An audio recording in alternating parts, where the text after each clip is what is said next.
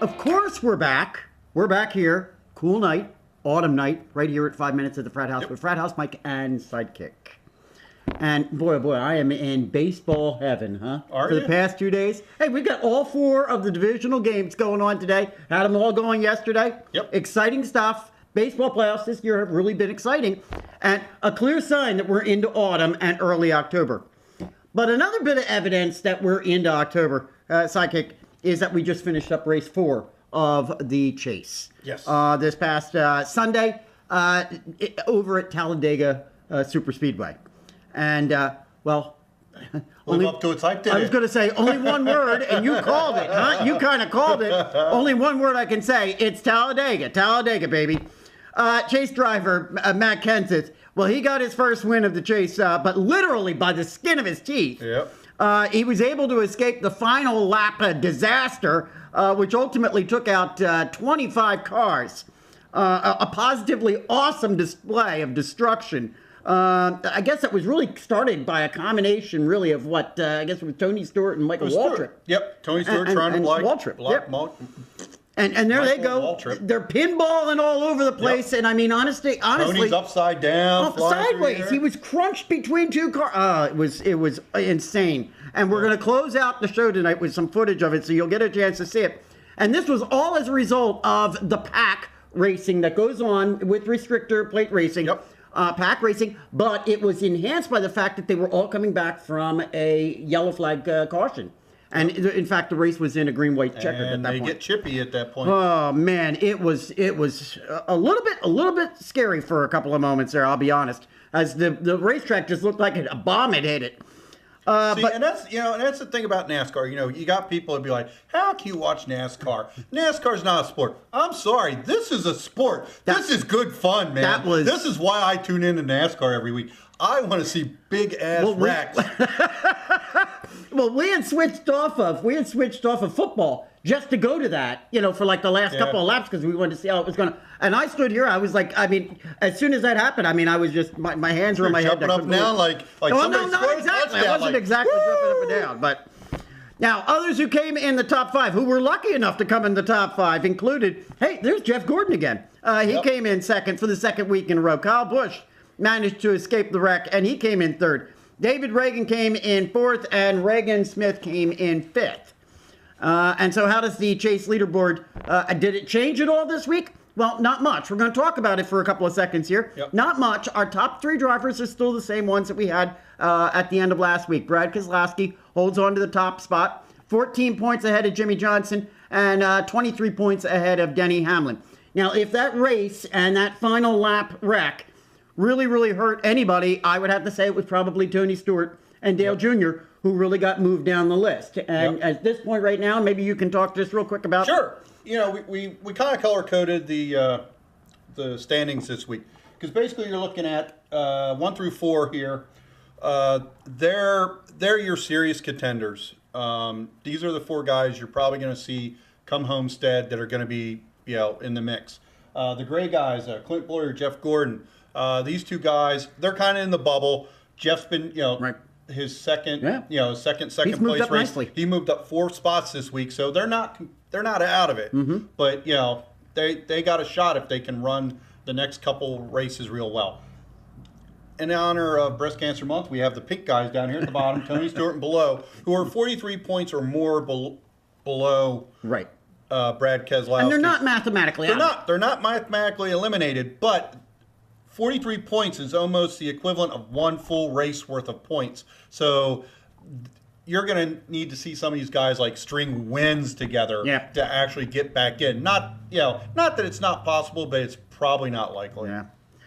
All right, so there you have it. And where are we heading this weekend? Well, this weekend we're, in fact, it's Saturday night racing. Yep. We are at Charlotte Motor Speedway. And coverage on that begins at 7 o'clock. This week, though, folks, we are on ABC, so keep that in mind. And we have some historically very good drivers down there at Charlotte. And so, therefore, that kind of leads us right into your fantasy strategies. Where are we going with that one? Well, this week we're going to Charlotte. It's a 500-mile race. Right. So you're going to see wear and tear on cars. You're going to see cars breaking down and stuff like that. But having said that, though, let's back up a little bit and go back last week's race. And didn't I tell you it was going to be a crapshoot? Yep. Final lap of the race, 25-car pileup. Matt Kenseth, Jeff Gordon are the only two chase contenders not to get involved in that wreck. Yep. And that's kind of why you saw not a lot of, displacement as far as the roster, because almost everybody was caught up in it. Mm-hmm. And that, so Kenseth, who was so far at the bottom, didn't move at all. But that's why you saw Gordon shoot up 4 spots. So having said that, though, who you're going to want to watch this week? Brad Keselowski, obviously. Mm-hmm. He's got 4 consecutive top 5 finishes on this track type. Mm-hmm. Kevin Harvick, his worst finish on this track type has been 12th. Mm-hmm. Jimmy Johnson, it's the chase, and it's also Charlotte, a.k.a. Lowe's Motor Speedway. Joey Logano's been running well. And then also the bargain special to kind of round out your roster, one of your faves, Sam Hornish Jr. Yep. We got news real quick, though, on Dale Earnhardt. Yes, and Dale Earnhardt, and actually, for fantasy, it works out a little bit, too. I broke today on the Frat House page that Junior was going to be out 2 races due to a concussion he sustained at testing at Kansas. Right. And that Reagan Smith will be filling his seat. Right. Which actually opened up the 51 car for A.J. Allmendinger to make his return to Sprint Cup. That's right. Which I also broke on the Frat House page today. But with Junior not racing these next 2 races due to this concussion, keep an eye on his money value. Because of him not racing, you may see his dollar value in fantasy drop because of those 2 races. So he may actually be a little bit more economical come when he comes back. The final 4 races of the season, if he comes back for depending on if they extend his being out of the car or not. But definitely 2 races. Definitely 2. Yep. Okay. Let's go over. Let's stick with motorsports for just 1 more minute or so, and we'll go take a look at NHRA. And we were up there for qualifying up at Maple Grove Raceway this past weekend. And what's happening with their countdown to their championship? Well, Maple Grove, there were only 3 races remaining, and Maple Grove being one of those 3. How did it all end up? Well, listen, there really weren't any changes in the top fuel dragster category, with the exception of now, Antron Brown is really starting to put a little bit of distance between himself and Spencer Massey. Antron Brown holds on to the lead. He's now 104 points ahead. Funny Car, though, is starting to get a little mixed up and starting to really look quite competitive. Jack Beckman now has the lead, but he's just 23 points ahead of Ron Capps and only 54 points ahead of John Force Racing's Mike Neff. So those next 2 events, the final 2 events that we have coming up, are going to be quite important for Funny Car drivers. Finally, in the Pro Stock division, Jason Line came back just a bit this weekend. He came back a little bit against Alan Johnson. But nonetheless, Alan Johnson is still ahead, but now only by 82 points. And so NHRA takes 3 weeks off until the last weekend of October when they'll be out at the Las Vegas Motor Speedway. And so we'll take a few weeks off from it as well, but we'll be sure to bring you back the results on those in early November. Baseball. Let's go look at baseball, huh? Yeah, and like I said, boy, baseball heaven. It has been. One constant through all the years has been baseball. It's been a pretty exciting league divisional series games that we've had going on this season. And so let's start it off with the American League. The Yankees right now are playing, as we speak, they are playing against the Baltimore Orioles. And right now they lead that series against the Orioles 2-1 after their dramatic win last night. Aided by 2 home runs from Raul Ibanez, including the 12th inning walk-off. And their Game 4 is going on right now. And do we have a score on that? We'll get a score in a couple of moments. In the other series, we've got the Detroit Tigers taking on the upstart Oakland A's. And the A's have continued to show grit and determination. And why they are upstarts. They were down in that series 0-2, but then they won their next 2 at home. And they're going to be playing the 5th game of that series this evening at 9:30.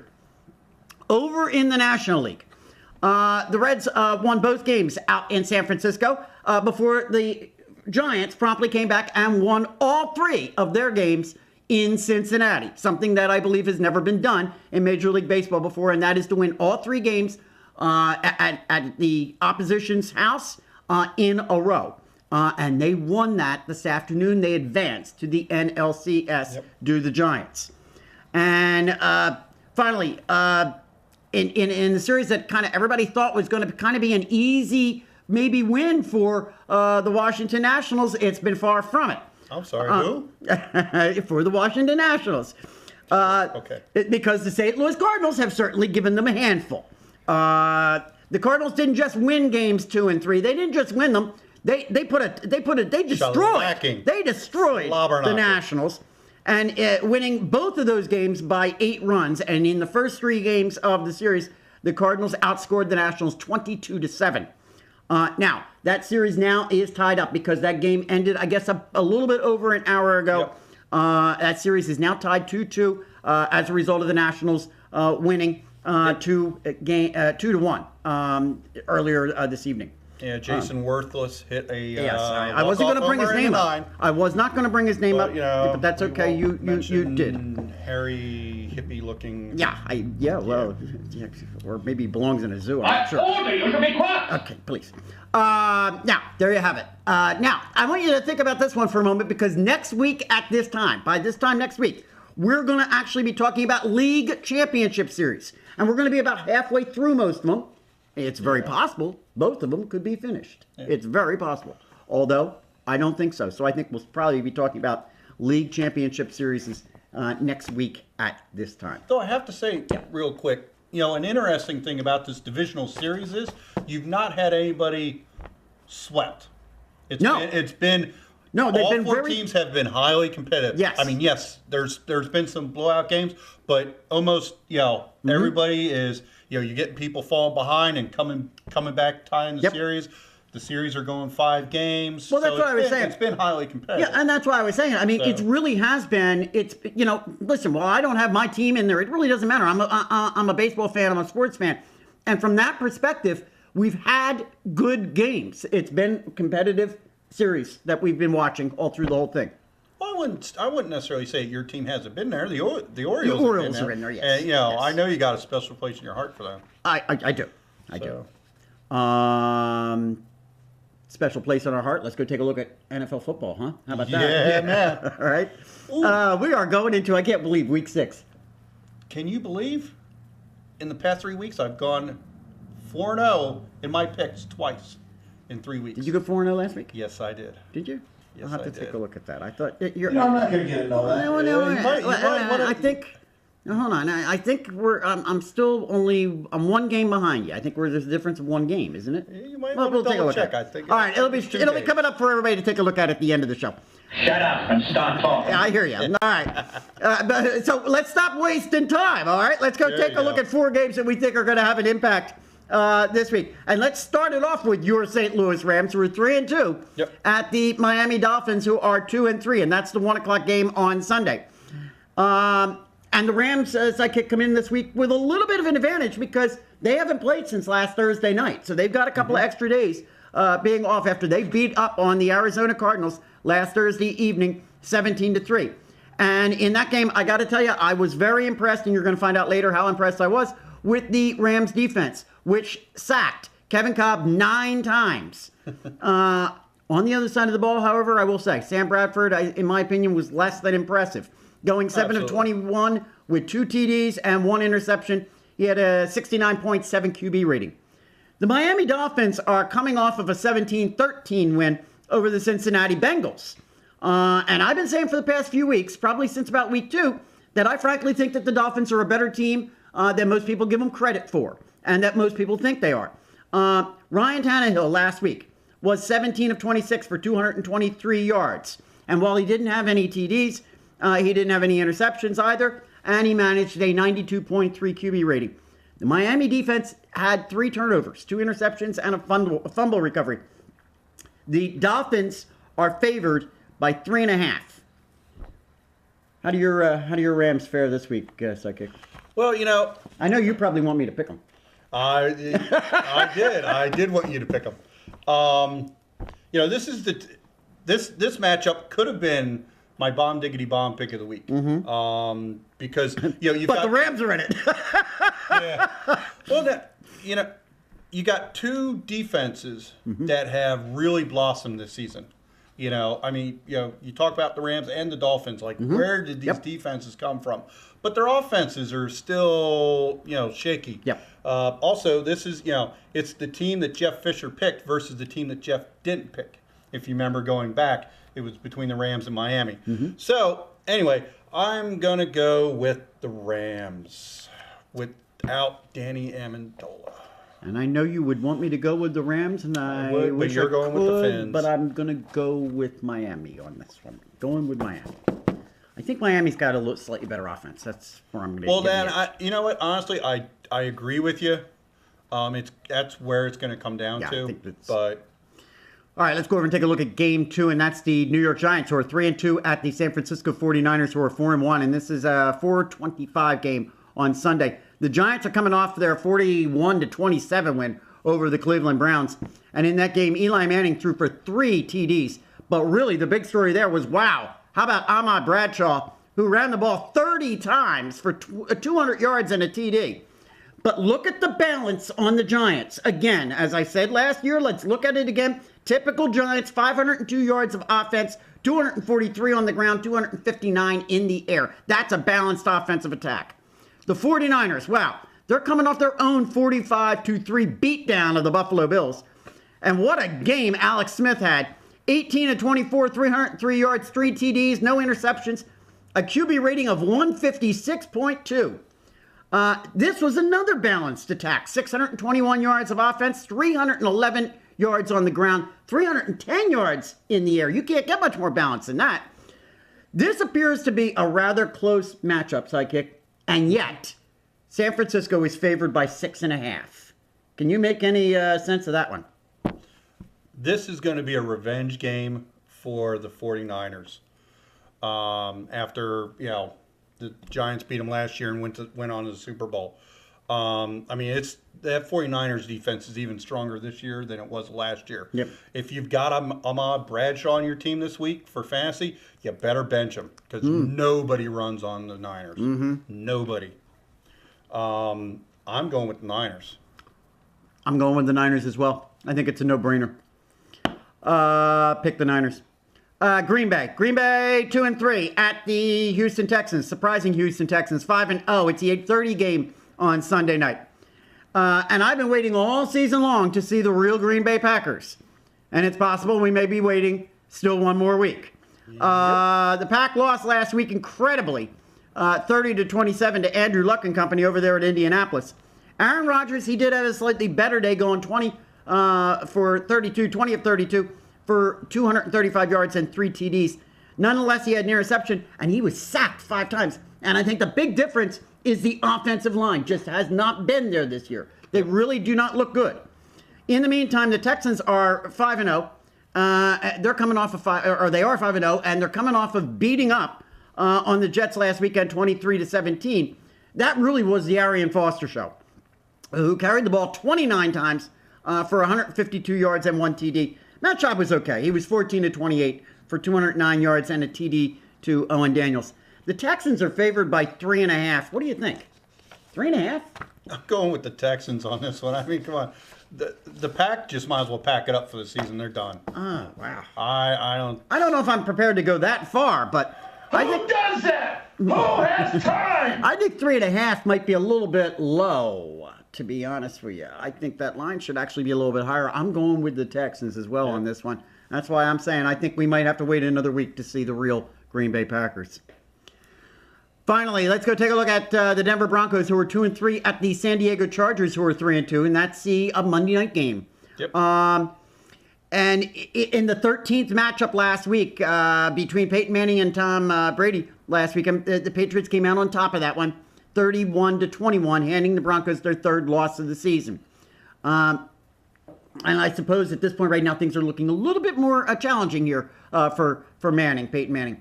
Albeit he had a good game. He putting the ball in the air 44 times and completing 31 of those for 3 TDs and no interceptions. He ended the day with a 115.4 QB rating. Similarly, the Chargers lost, going down to the New Orleans Saints by 7 points, 31-24. Phillip Rivers was so-so. Come on. 27-42, 2 TDs, 1 interception. He was sacked 5 times. To me, this looks like a Broncos game to me. This looks like a Broncos game. But again, the Chargers are favored just barely by 1.5 points. Well, I got to kind of question your crushes here because last season you were crushing on Eli pretty hard. And I don't this have a season, all of a sudden, you're crushing on his older brother. No. What's going on there, Mike? There's no Peyton Manning crush. None. No. Okay. So I'm going with this game as my bomb diggity bomb pick of the week. There it is. My goodness, what a push you're making. Because I kind of got to make this up to my cousin Jeff, who's in San Francisco, huge Broncos fan. He gave me a little ribbing. Yes, that's it. A little ribbing last week because I picked the Patriots over his Broncos. Mm-hmm. And so, like I was saying, tomorrow is his birthday, so I made this, for him. I made this my bomb diggity bomb pick, and I'm picking the Broncos to beat the Chargers. So happy birthday, Jeff. Enjoy it. I'm picking the Broncos as well. I'm not convinced the Chargers really are all that. I don't think they're really up to being a 3-2 team. So I'm picking the Broncos as well. And there's no crush thing going on there. Okay, those are our picks for this week. And if I were you, I would make the recommendation to you right now. Just ignore everything that we said there and go with your best gut feeling. Don't listen to our recommendations. But before we jump off of football, let's go take a look at our Facebook post of the week. Yep. And that actually came last Thursday night, following the Thursday night football game, where I posted, yowza, that Jeff Fisher defense is certainly showing what it will be in the very near future, with the Rams taking it to the fraud 4-0 Arizona Cardinals 17-3. And that led to quite a few posts, including our buddy Jeff and others. So, excuse me. So keep those coming. Keep the comments coming, and we'll highlight yours as soon as you get us a good one. Get us a good one. And for those playing along at home, he just said fraud, so go ahead and drink. Okay. Yeah. How many times did I say it tonight? Okay. You only said it once. I only said it once. Okay, so good. All right. Most people will be sober after watching this week. They should be anyhow. Let's put it that way. All right. As we close it out, as we usually do, let me remind you, you got to get over to Fan Junkies. All right. Join up over there. It's a great time of year. A lot of football chatter, a lot of football talk going on over there. Smack talk going on in the chat room on Sundays. Fun time, fun stuff. It's all free. Get over there, fanjunkies.net. Also, follow us up, Jonathan Regis and myself, over on Fan Junkies Radio, Monday, Wednesday, Friday. We had a terrific show last Friday. 26,000 listens because we interviewed Jamie Jacobson of the Green Bay Chill from the LFL. Yep. Had her on the show, and we chatted with her. Got 26,000 listens. You got to be tuning into this. Check it out over at Blog Talk Radio. Don't forget our newest venture, Frat House Sports, and we keep putting new posts up there all the time. I got a couple of new articles, hopefully coming up on that tomorrow. Our staff writers are hard at it. I could always use a few more staff writers, so if you want to write, get in touch with me. And I know I introduced them a couple of weeks ago, and that's the Sport Goonies. That's a Facebook page. It's a group page. Yep. And it's a lot of fun, and you got to get over there and join that. And I know you haven't yet. I know you haven't, because if you did, you would have posted something to me. So get over to the Sport Goonies over at, I know there's too many things going, over at Facebook. All right, the Sport Goonies. All right. Yep. We get everything? I think I got it all. Did I get it all? Okay, I got it all. All right. Oh no, there's one more thing. Hey, yes, it is. One last time. Keep us real. Keep us live. Keep us going. We'll see you next week. All right.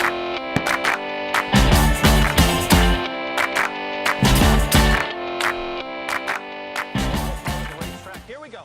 Last lap. 4 wide. Tony Stewart does a block. Can't blame him, going for the win, and it just causes complete calamity. Wow. 20 cars in this pileup.